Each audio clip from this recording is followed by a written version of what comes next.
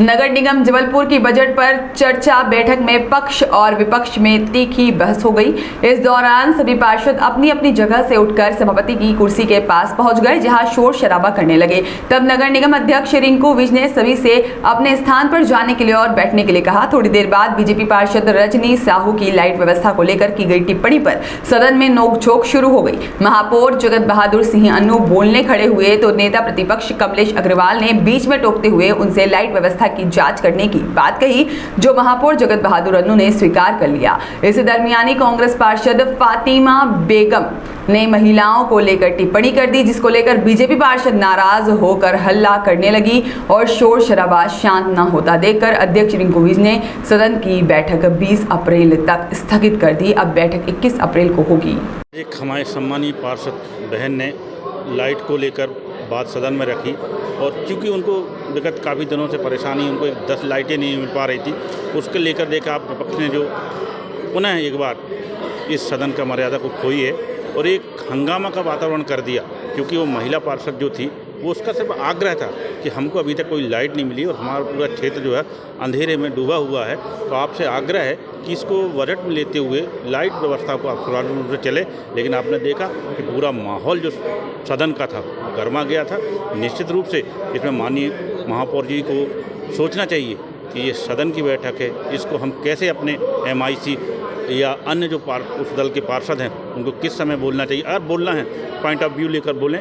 निश्चित रूप से सदन है, सबके लिए है, सामान्य है, सबके लिए आप उसका पॉइंट ऑफ व्यू लें, आप अपनी तर्क को रखें। और उनने जो उचित ही बात की थी कि हमारे क्षेत्र में लाइट नहीं है जिससे कि अंधकार मचा हुआ है, तो निश्चित रूप से मूलभूत सुविधा के लिए अगर जनप्रतिनिधि आया है तो उसका अधिकार है और ये उसका गृह है जिसमें वो बात करने का सक्षम होता है। कि अगर वो सदन में बात नहीं रखेगा तो कहाँ बात रखेगा? जनता के बीच में जाएगा तो जनता उसको दोषी ठहराएगी। अगर वो यहाँ बात नहीं रखता तब भी उस पर बात जाती है कि आप सदन में नहीं उठा रहे थे, उसने रखी तो निश्चित रूप से उनको मानना चाहिए और उनको जो लाइटें हैं पर्याप्त मात्रा में दिलाना चाहिए जिससे विकास हो सके, ऊर्जा आ सके और क्षेत्र का रोशन हो सके। डॉक्टर बजट की बैठक फिर से प्रारंभ हुई और बजट पर हमारे सम्मानित साथी महिला साथी रजनी साहू जी अपनी बात और इतनी बढ़िया तैयारी की थी, उन्होंने अपनी बात रख रही थी।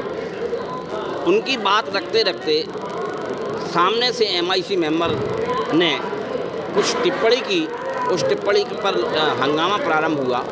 और मैं माननीय महापौर जी से कहना चाहता हूं कि जब कोई महिला इतनी बढ़िया तैयारी करके आए और वो बोल रही हो, पहली बार की पार्षद हो, उसके बाद यह सदन की गरिमा का ख्याल रखते हुए माननीय महापौर जी को अपने सदस्यों को ये समझाना चाहिए कि इस टाइप से बीच में टीका टिप्पणी नहीं करना चाहिए। जिस बात पर आज हंगामा हुआ और अब 21 तारीख तक के लिए सदन आज स्थगित कर दी गई है। 21 को फिर मिलेंगे, चर्चा करेंगे। नगर निगम में बजट की बैठक जो लगातार चल रही है, निश्चित रूप से आज ये सिद्ध हो गया है कि महापौर जी को शहर विकास से कोई मतलब नहीं है। जिस सदन के अंदर महिलाओं का सम्मान नहीं है तो सदन किस काम की सदन? एक तरफ हमारे मुख्यमंत्री शिवराज सिंह चौहान जी लगातार महिलाओं के बारे में सोच रहे हैं। आप ये बताइए, आपने बजट में महिलाओं के लिए क्या रखा? एक बात भी महिलाओं के विकास के लिए, उत्थान के लिए कोई भी बात नहीं रखी गई। और हर व्यक्ति पानी और बिजली से बहुत परेशान है। किसी क्षेत्र में पानी नहीं आ रहा और जहाँ आ रहा तो वहाँ गंदा पानी आ रहा है। बिजली की बहुत भारी समस्या है। लेकिन इस बात को लेकर जब हम लोग बात करते हैं तो खुद धरने पे बैठ जाते हैं। ये जबलपुर नगर निगम का इतिहास है कि जब सत्ता पक्ष के महापौर हमारे साथ धरने पे बैठते हैं तो इससे बड़ा दुर्भाग्य जबलपुर का क्या हो सकता है, जब उनकी इच्छा शक्ति ख़त्म हो गई है कि हम विकास के काम नहीं कर सकते।